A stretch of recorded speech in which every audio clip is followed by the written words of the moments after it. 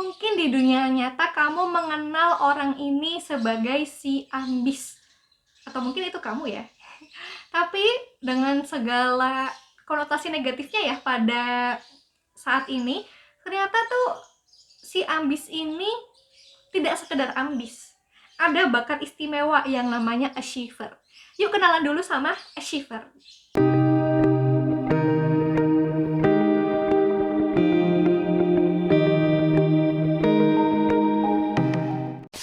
Jadi si achiever ini core strength-nya adalah meraih banyak pencapaian.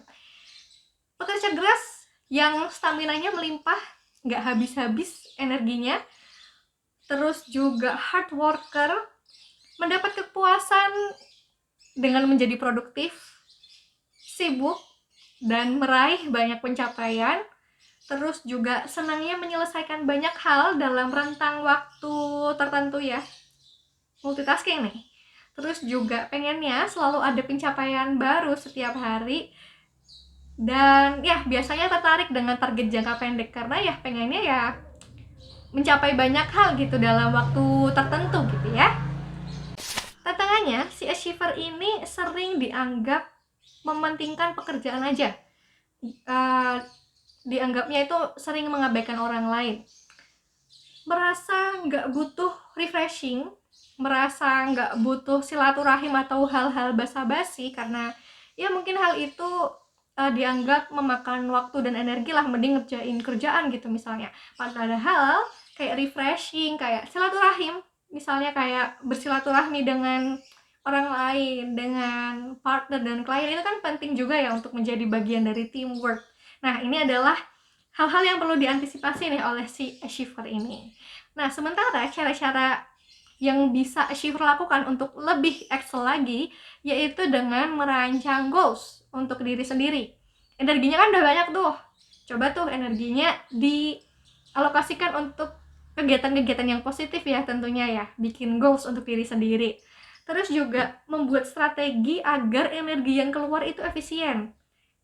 Mungkin lebih ke energi, jadi tahu nih mana yang perlu energinya nih meledak-ledak.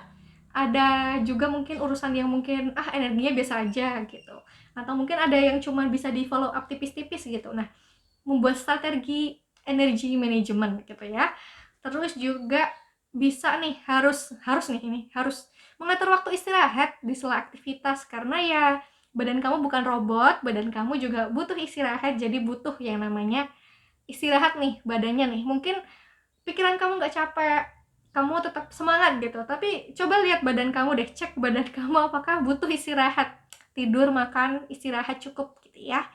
Terus juga kalau misalnya di konteks pekerjaan nih, penting untuk memilih tempat atau memilih anggota tim yang mampu menyesuaikan dengan laju kerjanya kamu nih, karena kamu kan pengennya go fast ya.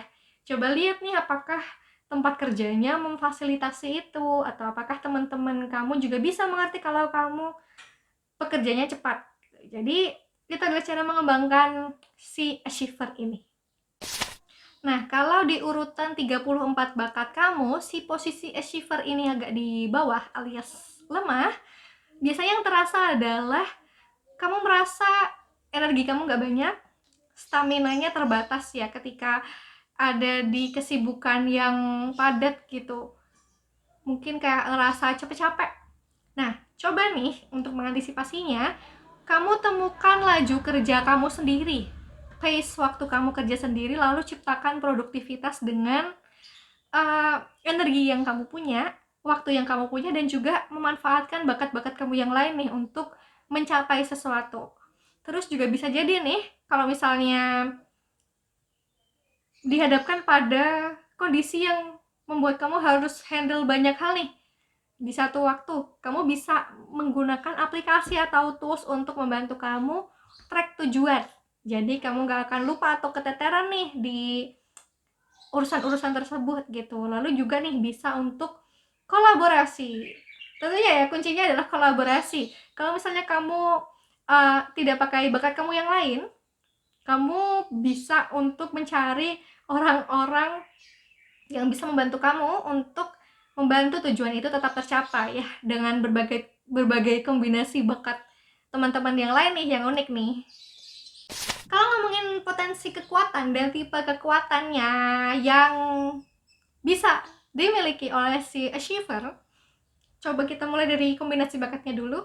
Kombinasi bakat achiever, ideation, konsistensi ini bisa jadi membuat kamu punya tipe kekuatan producer dengan potensi kekuatan building, membangun suatu produk, bangunan, program bisa jadi sih.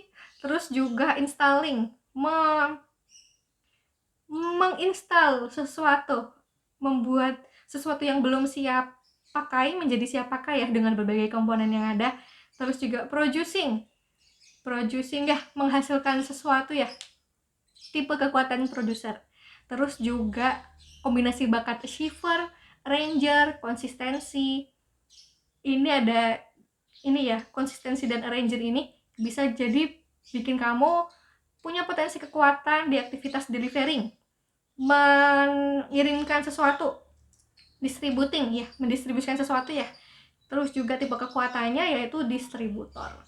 Terus juga kalau kamu punya 4 bakat ini nih, achiever, analytical, input, fokus, kamu punya 4 di 7 teratas atau di 14 teratas, kamu bisa jadi punya potensi kekuatan di observing, mengobservasi sesuatu ya, lalu researching, meneliti berbagai faktor-faktornya, apa fenomena-fenomenanya, lalu surveying, yang ini akan mengantarkan kamu mempunyai tipe kekuatan explorer di peran-peran ya atau profesi yang membutuhkan bakat achiever ini ya. Kalau ngomongin explorer ya seperti peneliti, pekerja lapangan, terus juga peran atau profesi yang lain ini ya seperti sales yang berkaitan dengan target-target ya. Terus juga pekerja lapangan, terus juga misalnya petugas SAR yang mana mereka ini kan butuh traits yang ada di achiever ya, seperti ya meng-achieve sesuatu ya, meraih pencapaian, terus juga yang mana biasanya multitasking juga gitu. Oke, jadi itu adalah pembahasan bakat achiever yang mana akan jadi bakat terakhir yang akan kita bahas di Striving Talents. Kita akan ketemu lagi di video berikutnya yang kita masih punya bakat influencer dan kita juga punya bakat apalagi ya? Tunggu aja ya.